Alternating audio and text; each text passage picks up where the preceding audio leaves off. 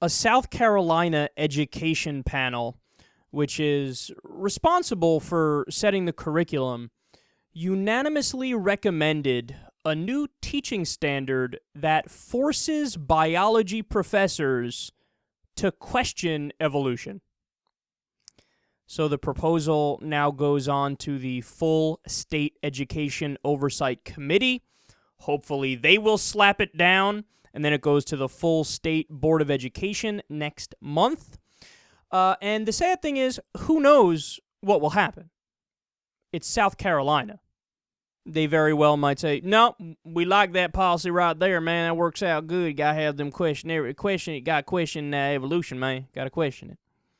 They say, quote, Senator Mike Fair, who's a Republican and a member of the Oversight Committee and Joint Panel, proposed that the state should teach Darwinian natural selection as a theory rather than a fact.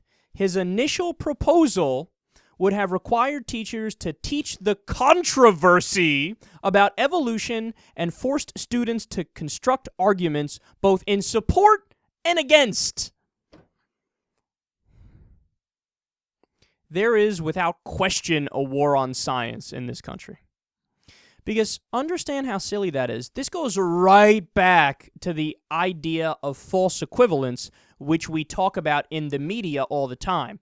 See, what they do is they don't remain loyal to the principle of objectivity, which is tell the truth at all costs, no matter what it is, no matter how many people it pisses off or how many people get offended by it.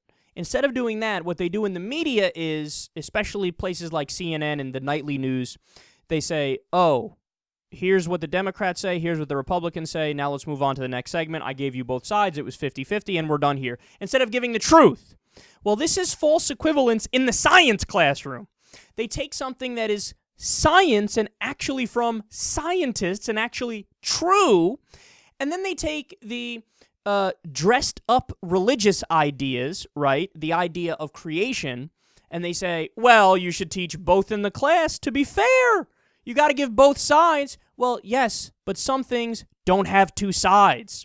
It's as if you were to say, well, in the anatomy class, we should teach the reproduction theory of having kids and the stork theory of having kids. Got to give both sides. Got to give equal voice to both. Hey, kids should be able to construct arguments in favor of both sides. Or no, or we tell them what the truth is, and then they learn and know the truth. But see, they know and they think that, well, the more that these kids learn, the more science education they get, the more education they get in any topic, well, then the more liberal they'll be. And the more liberal they'll be, the more they'll question things, the more that we can't shove our bullshit into their ears and make them believe anything. And next thing you know, we don't have obedient workers in the state anymore who just, go through life with blinders on. We have people questioning the structure of society and questioning the policies that we implement, and they question why they don't have health care and why other modern nations do and why the minimum wage isn't a living wage, et cetera, et cetera. Look, it is inexcusable at this late date that people are still debating and discussing certain issues. I love when people say, well, evolution's just a theory, man. Yeah, so is gravity. Go jump off a building. If you hit the ground, well, gravity is real. If you float and you can fly away, well, you're right, just a theory. See, it stems from a genuine poor understanding of science, right? It's scientific ignorance. Because the word theory, in terms of science, it doesn't mean theory as we use it in casual conversation. Theory is as close to a fact as you can get in science. What they're thinking of is hypothesis. They think what they're saying is evolution is a hypothesis, but it's not. It's a theory, and a theory in scientific terms is damn close to a fact. Okay?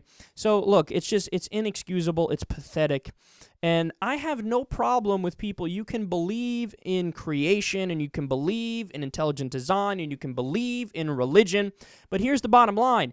Keep it out of the science class. All right, when you walk into a math class, if you sit down and you start hearing somebody give you the history of Shakespeare, you go, what the fuck is this? This is a math class. Where's the division? Where's the subtraction? Where are the numbers? So you'd be like, this is stupid. Of course we're not going to teach Shakespeare in the math class. But for whatever reason, when you take, dressed up religion and throw it into the science class, now all of a sudden people think it's more debatable and it's more legitimate. No! Creationism and intelligent design, that's not science. Keep it out of the fucking science class. Believe what you want on your own time. You could even have a separate class that teaches religion from a historical perspective. You obviously can't pick one religion over another. That violates the Constitution. But in private schools all the time, they have religious classes that teach you stuff about religion. But keep the religion in the religious class, okay? Science is purely for science. The science class is just for science. I know, I'm the radical one for saying that.